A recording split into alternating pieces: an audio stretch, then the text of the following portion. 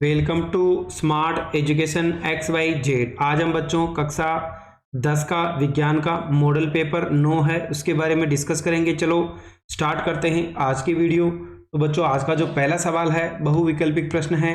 Total हमसे 18 प्रश्न पूछे जाने वाले हैं। प्रत्येक प्रश्न 1 नंबर का होने वाला है। पहला सवाल है दानेदार जिंक की तनु H2SO4 यानी सल्फ्यूरिक अम्ल से क्रिया कराने पर कौन सी गैस उत्सर्जित होती है? तो बच्चों हाइड्रोजन गैस उत्सर्जित होती है। दूसरा सवाल है कोई धातु ऑक्सीजन के साथ क्रिया कर उच्च गलनांक वाला यौगिक निर्मित करता है, तो यह यौगिक जल में विलय है, तो इस तत्व का क्या नाम होगा? तो बच्चों ये होगा हमारा कैल्शियम। आंसर क्या हो जाएगा? कैल्शियम। अचार में परिरक्षक के रूप में किसका प्रयोग किया जाता है? तो बच्चों एसिटिक अम्ल का प्रयोग किया जाता है। वातावरण में चांदी के ऊपर काली परत चढ़ने की प्रक्रिया क्या कहलाती है? तो बच्चों हम इसको संक्षारण यानी जंग लगना कहते हैं। प्लास्टर ऑफ पेरिस का रासायनिक सूत्र क्या है? तो बच्चों CaSO4 और आधा अणु किसका हो जाएगा? जल का, यानी कैल्शियम सल्फेट और जो हमारा आधा अणु है वो जल का मिलकर के POP यानी प्लास्टर ऑफ पेरिस का निर्माण करते हैं। अगला है कठोर जल में प्रभावी होता है, यानी वह जो जल खारा होता है उसके अंदर कौन प्रभावी है वो बताना है। तो बच्चों इसके अंदर होगा अपमार्जक। जैव उत्प्रेरक क्या कहलाते हैं? तो बच्चों इसको हम एंजाइम के नाम से भी जानते हैं। इंसुलिन का क्या कार्य है? तो बच्चों रक्त में शर्करा स्तर का नियमन, यानी जो हमारा खून है उसके अंदर जो शक्कर की मात्रा होती है शर्करा की उसको बनाए रखता है। शरीर में समन्वय किसके द्वारा होता है? तो बच्चों ये होगा तंत्रिका कोशिका एवं अंतःस्रावी तंत्र के द्वारा। अगला सवाल है बीजाणु समासंग किस में उपस्थित होता है? तो बच्चों ये हमारा राइजोपस के अंदर होता है। एकल संकरण में प्राप्त जीन प्रारूप क्या का अनुपात कितना है? तो बच्चों 1:2:1 होगा। अगला सवाल है क्वेश्चन नंबर 12, जो पदार्थ जैविक प्रक्रम द्वारा अपघटित हो जाते हैं उनको हम क्या कहते हैं? यानी उनको हम जैव निम्नीकरणीय पदार्थ कहते हैं। जो अपघटित नहीं होते हैं उनको हम अजैव निम्नीकरणीय पदार्थ कहते हैं। किसी एफ फोकस दूरी के लेंस की क्षमता का क्या सूत्र होगा? तो P बराबर क्या होता है बच्चों? 1/2, यानी जो लेंस की क्षमता है वो फोकस दूरी का क्या हो जाएगा? व्युत्क्रमानुपाती होता है। अगला सवाल है यदि किसी व्यक्ति में निकट दृष्टि तथा दूरदृष्टि दोनों दोष है तो उन्हें वस्तुओं को स्पष्ट देखने के लिए किस प्रकार के लेंसों की आवश्यकता होगी? तो बच्चों यहाँ पर उसको दोनों लेंस लगाने पड़ेंगे, उत्तल और अवतल, जिसको हम द्विफोक्सी लेंस भी बोलते हैं। विद्युत धारा के तापीय प्रभाव का उपयोग किसमें नहीं किया जाता है? तो बच्चों विद्युत पंखे के अंदर प्रयोग नहीं किया जाता है, हीटर में किया जाता है, इस्त्री में किया जाता है और बल्ब में भी किया जाता है। अगला सवाल है यदि किसी बल्ब का अनुवर्तनांक 220 वोल्ट और 1000 वोल्ट जब इसे 110 वोल्ट पर प्रभावित करते हैं तो इसके द्वारा उत्पन्न शक्ति कितनी होगी वो हमें बतानी है। तो बच्चों इस वाले सवाल को एक बार हल कर लेते हैं। सबसे पहले बोला है V का मान कितना दिया है? 220 वोल्ट दिया है। साथ ही जो हमारा P है यानी शक्ति कितना दिया है? 100 वोल्ट दिया है। तो सबसे पहले हम बच्चों P बराबर क्या होता है? V²/R होता है। तो R की वैल्यू कैसे निकालेंगे? V² क्या हो जाएगा? P हो जाएगा। V का मतलब कितना दे रखा है बच्चों यहाँ पर? तो R का मान निकाल लेते हैं हम। V² क्या हो जाएगा? P। P का मान कितना है? 220 है, तो 2 बार 220 लिख लेते हैं। P का मान कितना है यहाँ पर? 100 है, तो 0 से 0 कट गया। तो बच्चों R बराबर क्या हो जाएगा? 22 × 22, तो कितना हो जाएगा? 484 ओम हो जाएगा। यानी सबसे पहले हमने R का मान पता कर लिया कि P बराबर क्या होता है? V²/R। तो R और P को वज्र गुणा करो तो P कहाँ जाएगा? नीचे। तो हमने वैल्यू रखी, तो हमें जो R का मान मिला है वो मिला है बच्चों 484 ओम। उसके बाद हमें सेम चीज करनी है वापिस। अभी हमने सूत्र क्या पढ़ा था? P बराबर लगा लेते, P बराबर V²/R। तो बच्चों V का मान अब कितना दे रखा है? 110, तो 2 बार हम 110 लिख देते हैं। साथ ही R का मान हमने अभी निकाला था 484। तो बच्चों अब हम क्या करते हैं? इसको 4 की टेबल से काट देते हैं, 11 की टेबल से काटते हैं। तो 11 × 11 0 हो जाएगा, तो 4 और 4 आ जाएगा। फिर वापस बच्चों यहाँ पे भी अगर हम इसको 11 की टेबल से काटने का प्रयास करते हैं तो देखो अगर हम 110 है, वापस 11 की टेबल से काटो, 11 × 11 कितनी बार जाएगा भाग? 10 बार। ये कितनी बार गया? 4 बार। फिर 2 की टेबल से ये 5 बार कट जाएगा, फिर 2 की टेबल से ये 5 बार। तो बच्चों हमारे पास P की वैल्यू क्या आ जाएगी यहाँ पर 5 × 5 यानी कितना आ जाएगा बच्चों 25 वोल्ट। यानी ऑप्शन नंबर द होगा इसका राइट आंसर होगा। यानी हमें कितनी बार बच्चों यहाँ पर 2 बार P का सूत्र लगाना है। चलो एक बार वापस समझ लेते हैं किस प्रकार से हल किया है। देखो P बराबर होता है हमारा V²/R। तो R की वैल्यू निकालनी थी तो V² क्या हो जाएगा R। V की वैल्यू कितनी दे रखी है हमें, सबसे पहले दे रखी है यहाँ पे 220, तो हमने 2 बार 220 लिख दिया। और हमें मान किसका निकालना बच्चों, यहाँ पर R का निकालना। P कितना है 100 है, तो 0 से 0 कट गया, तो R कितना आ जाएगा 484 ओम आ जाएगा। फिर वापस हमें P की वैल्यू निकालनी है तो हम क्या करेंगे V²/R। V कितना है इस बार 110 है, तो 2 बार 110 रख दिया और नीचे कितना आ जाएगा 484। जब इनको हम काटेंगे तो आंसर कितना आएगा बच्चों 25 वोल्ट आएगा। तो ऑप्शन नंबर डी क्या होगा इसका राइट आंसर होगा। चलो अगला सवाल है, यदि किसी विद्युत धारावाही सीधी लंबी परिनलिका के भीतर चुंबकीय क्षेत्र सभी बिंदुओं पर क्या होता है बच्चों एक समान होता, कहीं पे भी उसका मान बढ़ता ना घटता है।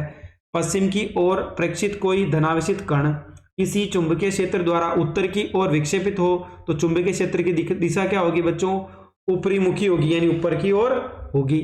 अगला सवाल है जिसके अंदर हमें बच्चों टोटल जो रिक्त स्थान 6 है वो पूछे जाने वाले हैं। एक एक करके सभी सवालों को देख लेते हैं। तो बच्चों यहाँ पर जो पहला सवाल है हमें बोला है कि ए और बी के हमें क्या करना है, यहाँ पर नाम बताने हैं कि ए क्या होगा और बी का क्या नाम है। तो बच्चों यहाँ पर देखो ये अगर हम बात करें तो ये हमारा जो प्रकाश संश्लेषण है उसकी अभिक्रिया है।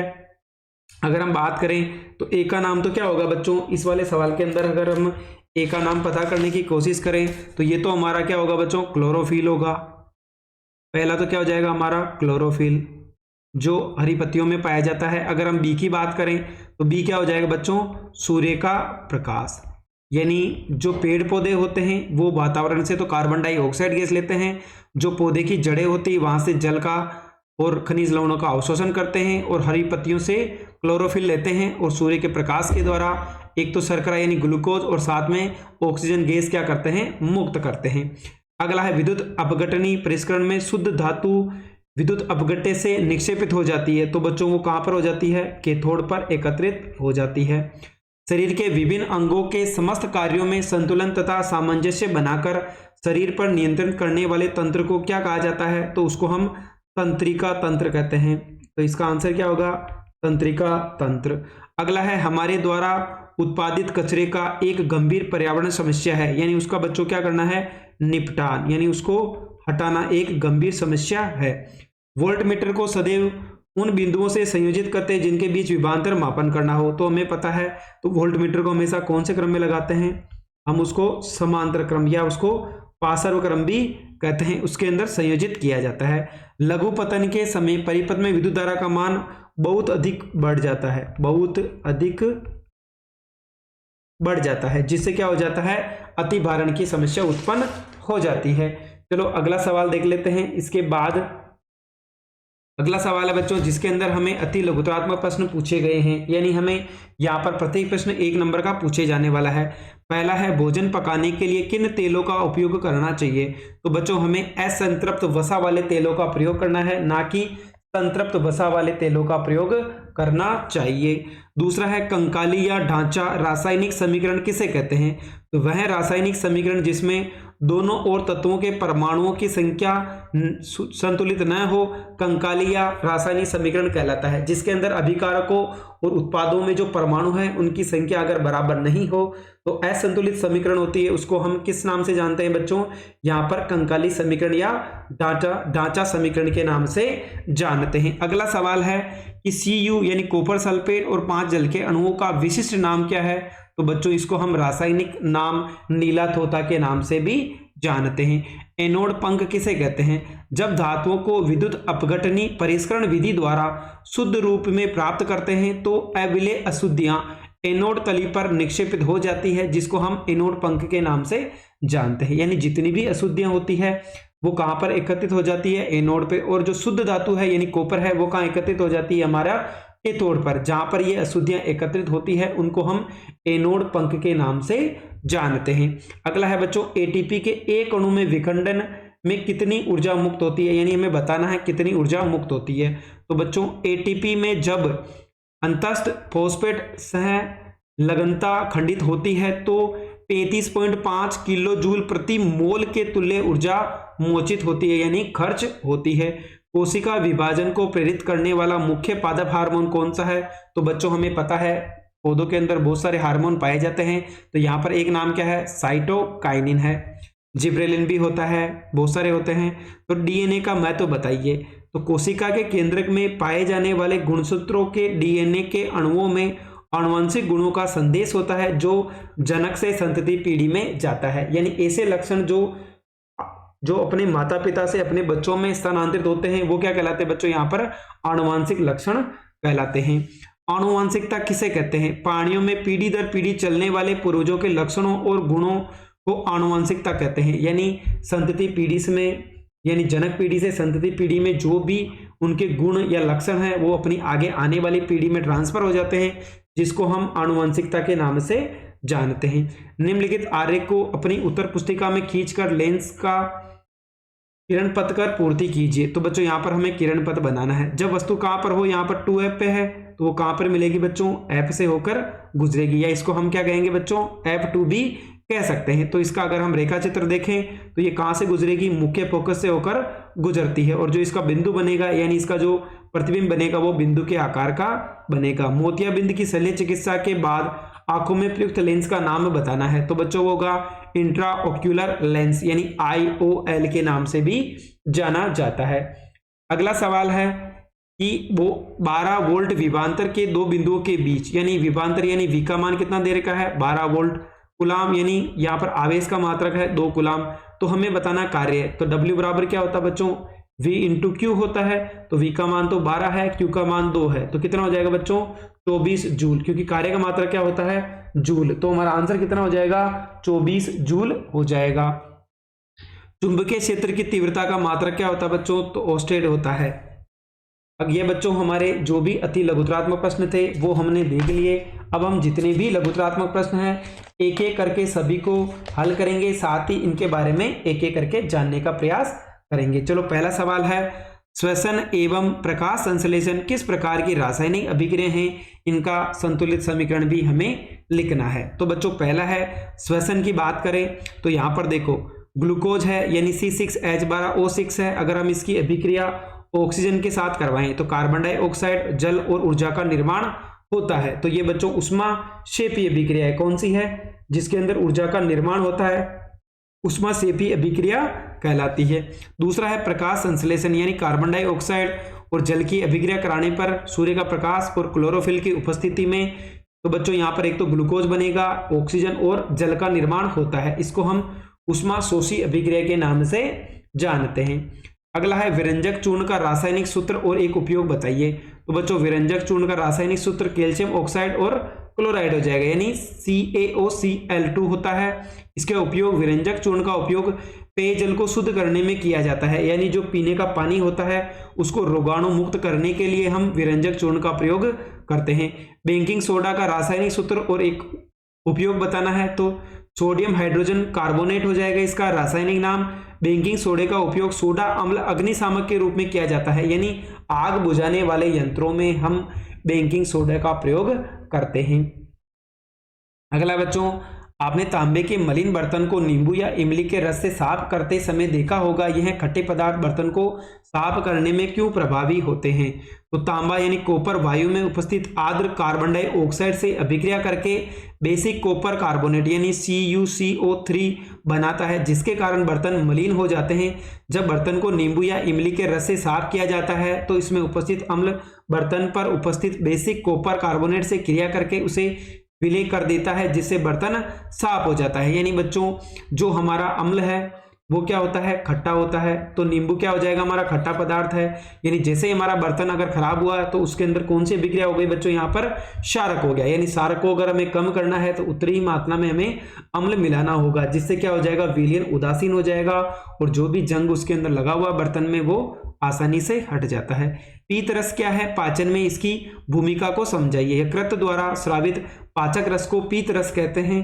पीत रस पाचन निम्न प्रकार से सहायक है। यानी यहाँ पर बोला है कि यकृत है, यानी हमारा जो यकृत है उसके अंदर जो पाचन रस होता है उसको हम पीत रस के नाम से जानते हैं। क्या क्या कार्य हैं? आमाशय से आने वाले भोजन अम्लीय होता है जिससे अग्नाशिक एंजाइमों की क्रिया के लिए क्षारीय बनाता है, ये पीत रस द्वारा किया जाता है। शुद्धांत में वसा बड़ी गोलिकाओं के रूप में होता है जिससे उस पर एंजाइम का कार्य करना मुश्किल हो जाता है। पीत रस में उपस्थित पीत लवण उन्हें छोटी छोटी गोलिकाओं में खंडित कर देता है जिससे एंजाइम की क्रियाशीलता बढ़ जाती है। तो बच्चों यहाँ पर शुद्धांत की यानी छोटी आंत की बात हो रही है, जो क्या करता है बड़ी बड़ी जो खाने के जो टुकड़े होते हैं उसको छोटे छोटे टुकड़ों में बदल देता है, यानी बड़ी बड़ी गोलियों को छोटी छोटी गोलियों में तोड़ने का काम करता है। अगला है पादप में रासायनिक समन्वय किस प्रकार होता है। तो पादप में रासायनिक समन्वय हार्मोन द्वारा होता है। पादपों में उद्दीपित कोशिकाएं विभिन्न हार्मोन्स का स्रावन करती है। विभिन्न पादप हार्मोन वृद्धि, विकास तथा पर्यावरण के प्रति अनुक्रिया के समन्वय में सहायता करते हैं। इन हार्मोन का संश्लेषण का स्थान इनके क्रिया क्षेत्र से दूर होता है और साधारण विसरण द्वारा वे क्रिया क्षेत्र तक पहुंच जाते हैं। उदाहरण के लिए वृद्धि हार्मोन पादप प्रवाह के शीर्ष भाग में संश्लेषित होकर विभिन्न भागों में पहुंचता है, जो कि कोशिका प्रवर्धन, शीर्ष प्रभावन, जड़ों की वृद्धि में कमी उत्पन्न करता है। इस प्रकार साइटोकाइनिन हार्मोन कोशिका विभाजन को उत्प्रेरित करता है। एब्सिसिक अम्ल वृद्धि का संदमन करने वाला हार्मोन होता है। यह पतझड़ के मौसम में पत्तियों के गिरने की दर को बढ़ाता है। एथिलीन हार्मोन फलों को पकाने में सहायता करता है। यानी पौधों में बहुत प्रकार के पादप हार्मोन पाए जाते हैं जो हर एक काम के लिए बनाए गए हैं। साइटोकाइनिन कोशिका विभाजन के लिए काम में आता है। एथिलीन हार्मोन है वो फलों को पकाने के काम में आता है। ऐसे बहुत सारे हार्मोन्स पौधों के अंदर पाए जाते हैं। अगला है कुछ पौधों में उगाने के लिए कायिक प्रवर्धन का उपयोग क्यों किया जाता है। तो बच्चों कायिक प्रवर्धन का उपयोग निम्न कारणों से किया जाता है। प्राकृतिक रूप से बीज नहीं बनने वाले पादप जैसे केला, संतरा, अंगूर की बीज रहित किस्में तथा गुलाब आदि पौधों की किस्मों को बनाए रखने तथा इनकी व्यावसायिक स्तर पर उपलब्धता के लिए कायिक जनन ही एकमात्र विधि है।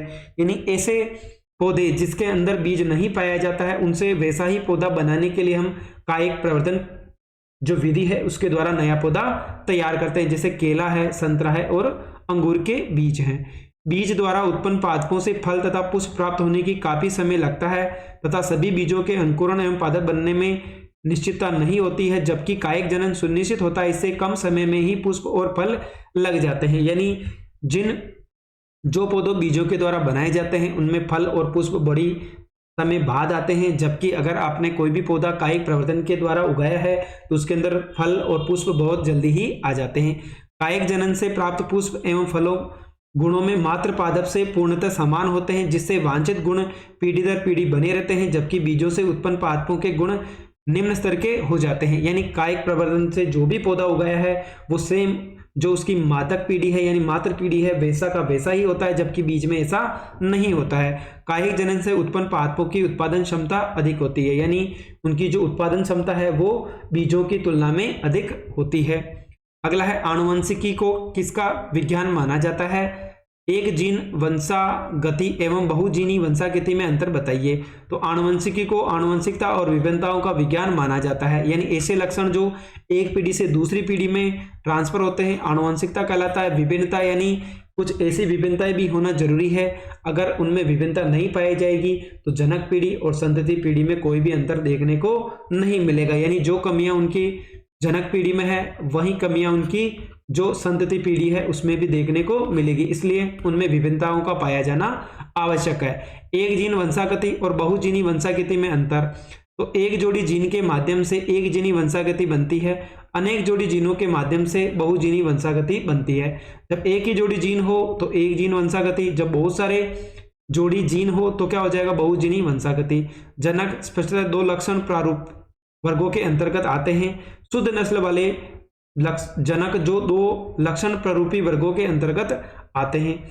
अगला सवाल है क्वेश्चन नंबर 11, समांतर प्रकाश किरणों द्वारा अवतल दर्पण एवं अवतल दर्पण के मुख्य फोकस को निर्धारित करने के लिए प्रकाश किरण चित्र बनाइए।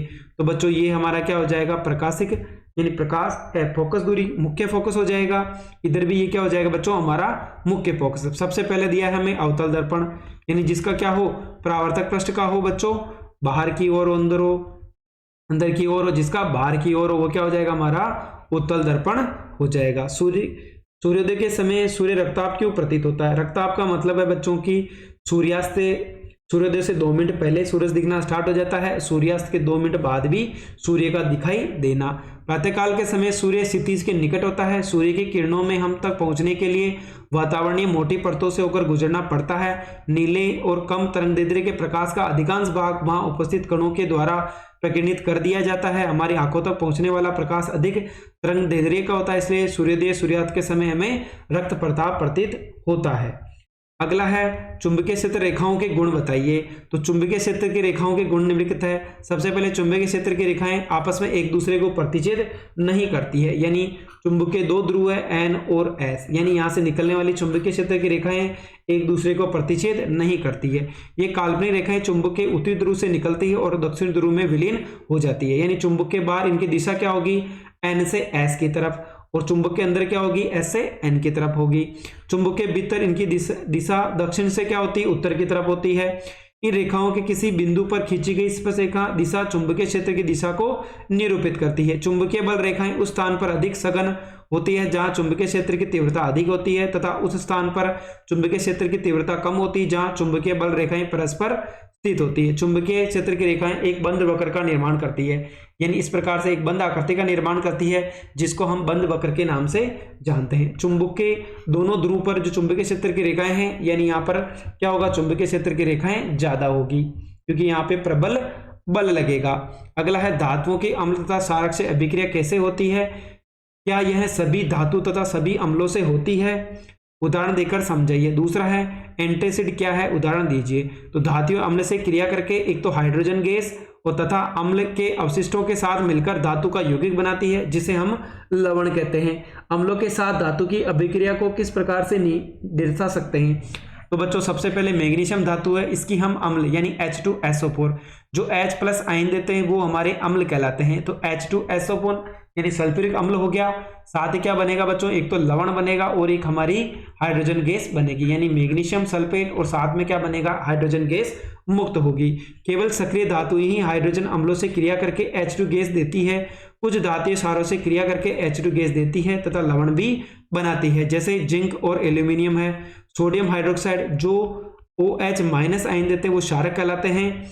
तो जिंक, तो यहाँ पर बच्चों सोडियम जिंकेट बनेगा और साथ ही हमारी हाइड्रोजन गैस भी मुक्त होगी, किंतु ऐसी अभिक्रियाएं सभी धातुओं के साथ संभव नहीं है। ऐसे क्षारक जिनका उपयोग उदर के अम्ल की आधिक्य मात्रा को उदासीन करने के लिए किया जाता है एंटासिड कहलाता है, यानी जब अम्ल की मात्रा को कम करनी हो तो हम किसका प्रयोग करेंगे, क्षारक का, तो वो क्या कहलाते हैं, हमारे एंटासिड कहलाते हैं। जैसे एल्यूमिनियम, कैल्शियम, मैग्नीशियम और सोडियम के बाइकार्बोनेट यानी HCO3 क्या कहलाते हैं बच्चों, हमारे ये एंटासिड कहलाते हैं।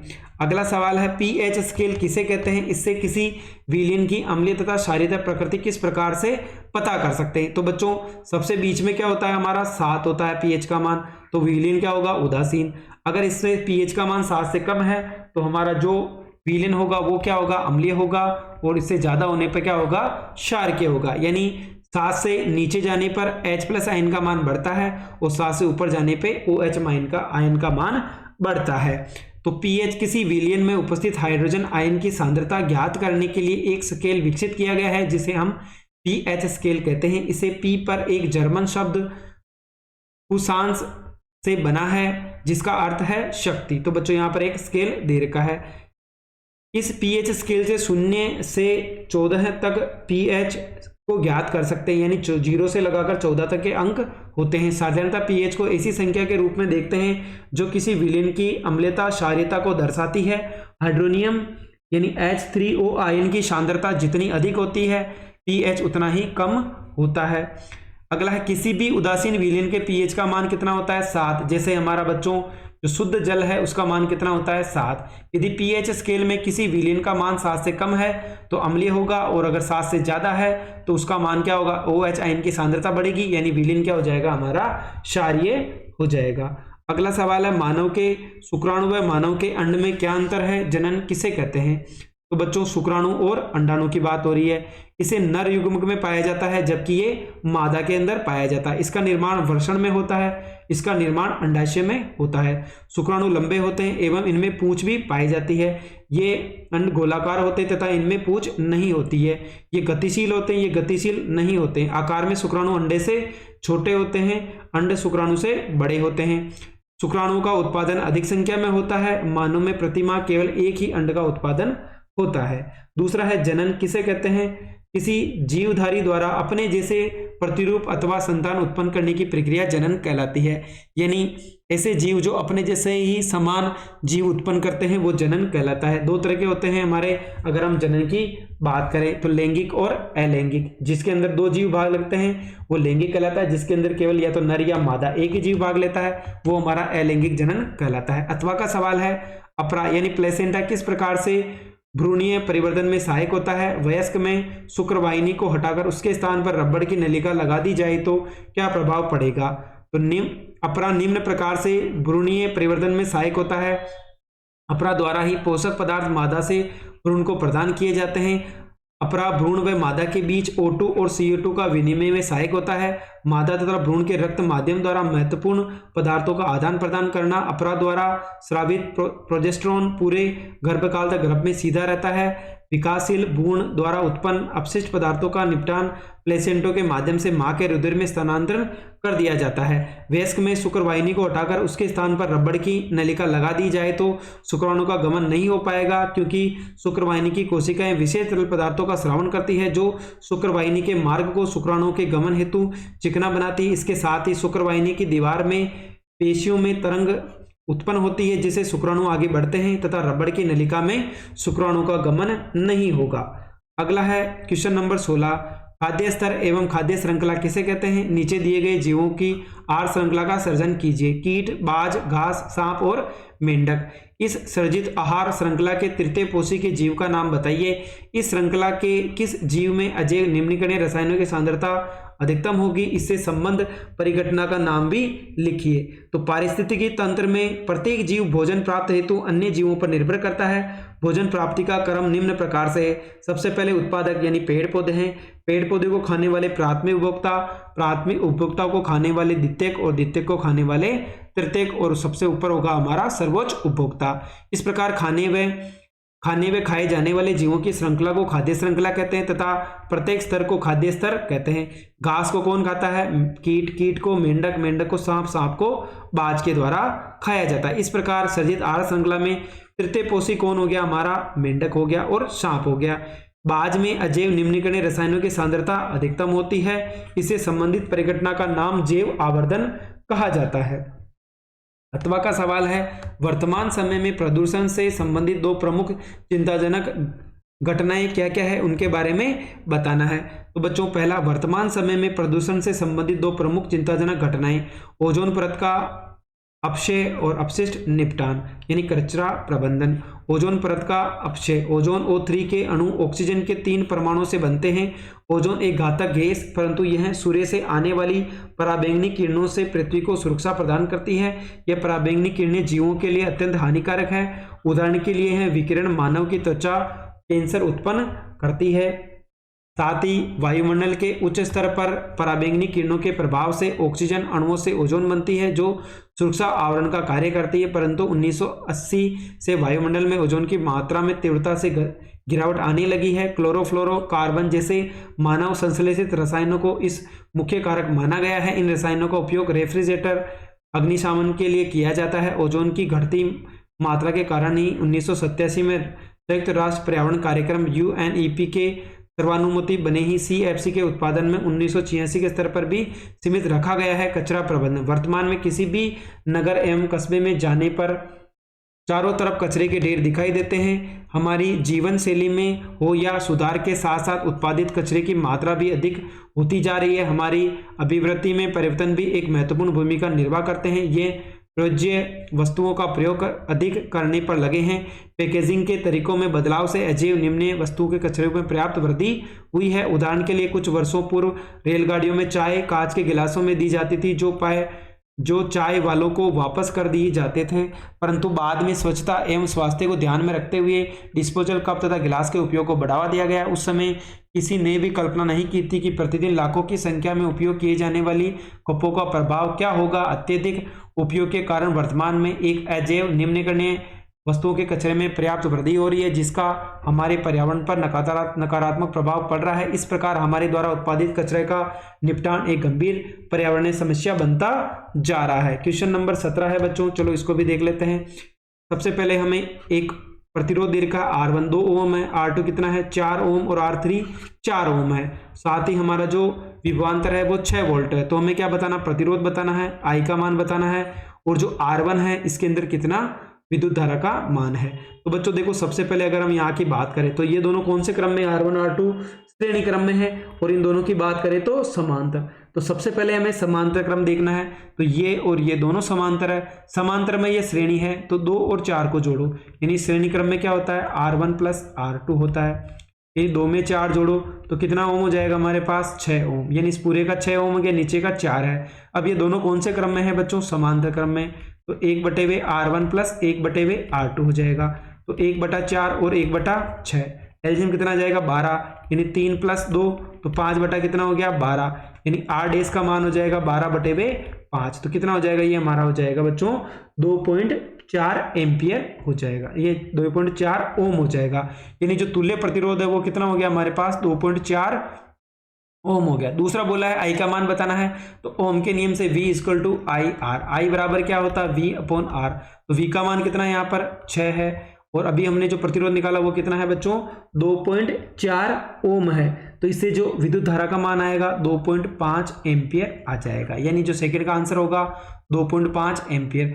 फिर बोला कि R1 प्रतिरोध में प्रवाहित धारा का मान बताना है। तो बच्चों V का मान तो पता है, आई देखो इसकी बात कर रहा है, तो यहाँ पर 2 प्रतिरोध है, टोटल प्रतिरोध कितना हो गया 6 ओम हो गया, और V का मान भी कितना हो गया 6 हो गया। आई बराबर क्या होगा V/R, यानी 6/6। कितने एम्पियर विद्युत धारा प्रवाहित होगी इसके अंदर, 1 एम्पियर की होगी। तो इसका आंसर कितना हो जाएगा बच्चों 1 एम्पियर हो जाएगा। चलो अगला सवाल देख लेते हैं। इसका जो अथवा का सवाल है उसके अंदर भी हमें एक सवाल पूछा गया है कि एक विद्युत युक्ति 2 किलो वोल्ट, यानी यहाँ पर बच्चों P का मान कितना है 2000 वोल्ट है, उपयोग करती है। उसे 220, यानी V का मान कितना है 220 वोल्ट है। तो प्रकरण में कुल कितने अनुपातांक के फ्यूज का उपयोग किया जाएगा, यानी हमें यहाँ पर किसका मान बताना है बच्चों V का मान बताना है। तो यहाँ पर अगर हमें I का मान पूछा है तो क्या होगा, अगर हम देखें कि 220 वोल्ट दे रखा है यहाँ पर, तो I का मान होगा हमारा, देखो P बराबर क्या होता है V/I, तो I बराबर होगा P/V। इसका मान कितना दे रखा है 2000, नीचे कितना हो जाएगा 220। अगर हम I बराबर की बात करें तो कितना मिलेगा 9.09 एम्पियर हमारी क्या हो जाएगी विद्युत धारा हो जाएगी। दूसरे सवाल में बोला है कि एक 100 वोल्ट का बल्ब है, 10 दिन चलता है। तो 100 वोल्ट का बल्ब है, कितने दिन चलाना है 10 घंटे चलाना है। कितने दिन चलाना है 30 दिन चलाना है। 1 यूनिट का बिल कितना है 4 रुपए। तो हमें बताना है कि कुल कितना खर्च आएगा। तो बच्चों हमें किलोवाट में चाहिए, तो हम किसका भाग दे देंगे इसमें 1000 का। तो 10 से 10, 10 से 10 और 10 से 10, तो 30 × 4 यानी कितने रुपए आएंगे बच्चों 120 रुपए का हमारा 1 महीने का खर्चा आएगा। यानी हमें जो भी वैल्यू दे रखी है उसको आपस में मल्टीप्लाई करके केवल हमें 1000 का भाग ही देना है। तो आंसर कितना हो जाएगा बच्चों यहाँ पर 120 रुपया हो जाएगा। अगले सवाल की बात करें तो साइक्लोहेक्सिन का संरचना सूत्र बनाइए तथा इसमें उपस्थित सहसंयोजक बंधों की संख्या लिखिए। निम्नलिखित में एथीन कौन सी है, इसमें उपस्थित द्विबंध की संख्या बताइए। यानी इन तीनों में से एथीन कौन सा है और संख्या बतानी है। तो देखो सबसे पहले बच्चों हेक्सेन यानी कार्बन की संख्या कितनी होनी चाहिए 6। तो देखो CH2 ये इस प्रकार से हमें क्या बनाना है एक वलय यानी गोल संरचना बनानी है। CH2 से जुड़ जाएगा। तो देखो ये संरचना क्या हो जाएगी हमारे कार्बन की संख्या कितनी होनी चाहिए 6 होनी चाहिए। उसके बाद बोला है कि इसमें उपस्थित बंध बताने हैं। तो देखो 1 2 3 4 5 6 7 8 9 10 11 12 13 14 15 16 17 18 यानी बंधों की संख्या कितनी हो जाएगी बच्चों यहाँ पर एकल बंध टोटल 18 हो जाएंगे। अगले बोला है एथीन का सूत्र। तो बच्चों जब कार्बन की संख्या कितनी हो 2 हो और पीछे क्या लगाना इन, यानी एक जगह क्या आएगा हमारे पास डबल बॉन्ड आएगा। तो ये भी CH2 और ये भी क्या हो जाएगा हमारा CH2। एथीन का सूत्र क्या हो जाएगा CH2, क्योंकि जब भी बच्चों इन जुड़ेगा अनुलग्न इसका मतलब जो हमारा बंध होगा एक बंध क्या होना चाहिए द्विबंध होना चाहिए। अगला है बच्चों यहाँ पर अथवा का सवाल है यौगिकों की संरचना चित्रित कीजिए। प्रोपेनोइक अम्ल देखो प्रोप मेथ एथ प्रोप यानी कार्बन की संख्या कितनी होनी चाहिए 3। तो 1 2 3 है। साथ ही बच्चों यहाँ पर क्या बोला है, ओइक अम्ल, यानी पीछे क्या जुड़ना चाहिए, COOH। तो बच्चों ये COOH समूह है। अब देखो यहाँ पे एक कार्बन आ गया, ये जुड़ गया। अब 3 बंद और चाहिए तो 2 हाइड्रोजन जुड़ जाएंगे। इधर भी ये 3 की जरूरत है तो 3 और जोड़ देंगे।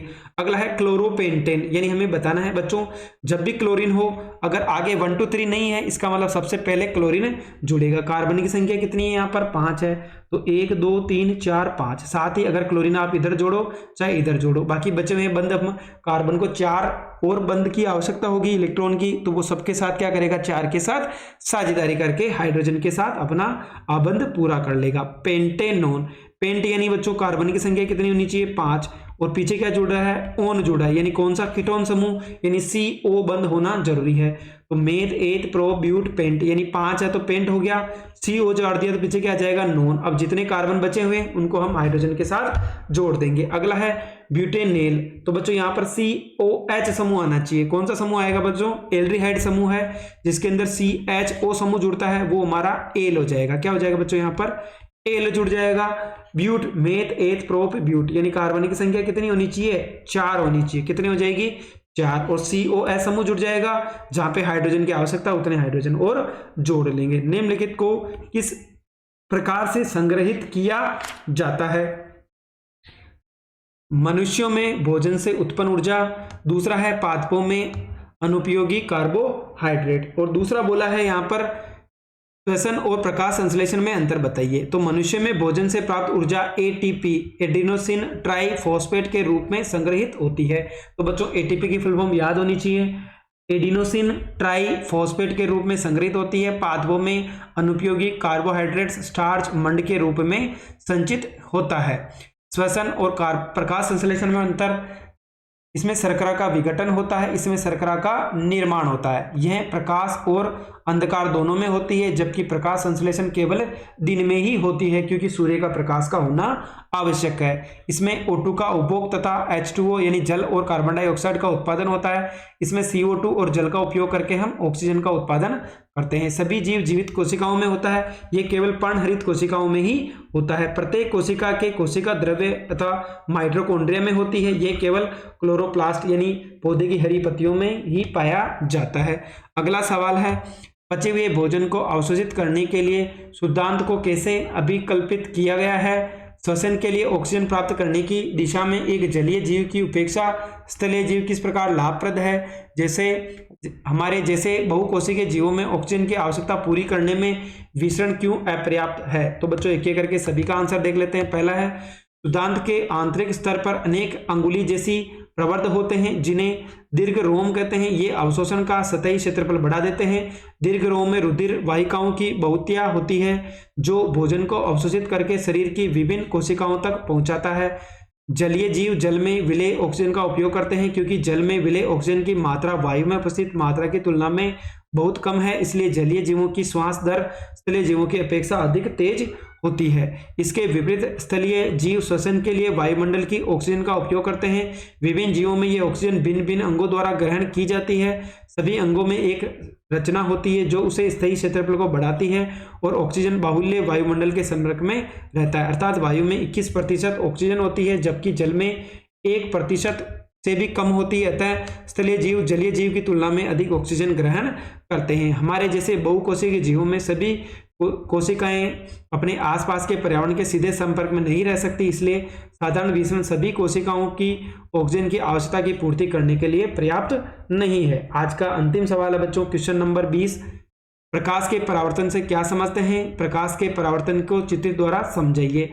अगला बोला है कि 4 सेंटीमीटर आकार का एक बिंब है और 15 सेंटीमीटर इसकी फोकस दूरी है। अवतल दर्पण से 30 सेंटीमीटर की दूरी पर बनता है। तो दर्पण से कितनी दूरी पर पर्दे को रखा जाए कि स्पष्ट प्रतिबिंब बन जाए। तो सबसे पहले हम इसके जो ए और ब है दोनों को देख लेते हैं, उसके बाद इसका जो सेकंड सवाल है उसको हम हल करने का प्रयास करेंगे। तो बच्चों देखो, प्रकाश का परावर्तन क्या होता है। जब कोई प्रकाश की किरण एक माध्यम से चलकर दूसरे माध्यम से टकराकर वापस उसी दिशा में लौट जाती है तो इसे हम प्रकाश का परावर्तन कहते हैं। जैसे बच्चों यहाँ पर एक चित्र बना हुआ है, आने वाली किरण आपतित किरण, किसी वस्तु से टकराकर वापस उसी दिशा में चली गई है, जाने वाली किरण हमारी परावर्तित किरण। अगर कोई किरण 90 डिग्री पर वापस परावर्तित हो जाती है तो उसको हम अभिलंब का नाम देते हैं। आपतित किरण और अभिलंब के बीच बनने वाला कोण आपतन कोण, जिसको हम आई के द्वारा प्रदर्शित करते हैं। अगला है अभिलंब और परावर्तित किरण के बीच बनने वाला कोण हमारा परावर्तन कोण कहलाता है। तो प्रकाश के परावर्तन के नियम, पहला है आपतित किरण, परावर्तित किरण और आपतन कोण तीनों एक ही तल पे होने चाहिए, यानी आपतित किरण, परावर्तित किरण और अभिलंब तीनों एक ही जगह एक दूसरे को प्रतिच्छेद कर रहे हैं, यानी एक ही तल पे होंगे। दूसरा है I = R, यानी आपतन कोण किसके बराबर होगा, परावर्तन कोण के बराबर होना चाहिए। परावर्तित किरण की आवृत्ति और चाल क्या रहती है, अपरिवर्तित रहती है। चलो बच्चों, इसका जो सेकंड सवाल था गणित वाला, उसको हम यहीं पे हल करने का प्रयास करते हैं। सबसे पहले बोला है, तो देखो यहाँ पर सेंटीमीटर आकार का बिंब है, यानी इसकी ऊंचाई कितनी देर की हमें अगर हम बात करें तो 4 सेंटीमीटर है। साथ ही बच्चों यहाँ पर एक चीज और दी है, फोकस दूरी। तो बच्चों अवतल दर्पण है तो U, F और V तीनों ही मान किसके होंगे, माइनस के। तो F का मान -15। फिर बोला 30 सेंटीमीटर की दूरी पर है प्रतिबिंब, तो क्या हो जाएगा, बिंब देर का है। हमें एक तो V का मान, प्रतिबिंब का मान बताना है, और H डेस यानी जो प्रतिबिंब की ऊंचाई है वो भी हमें बतानी है। तो सबसे पहले दर्पण का सूत्र होगा 1 = F 1/U + 1/V होता है। तो हमें किसका मान चाहिए, V का, तो हम U को उधर ले जाएं, किसका हो जाएगा ये, माइनस का। चलो एलसीएम ले लेते हैं, FU, तो U - F = 1/V हो जाएगा। तो V का मान क्या होगा, FU/U - F।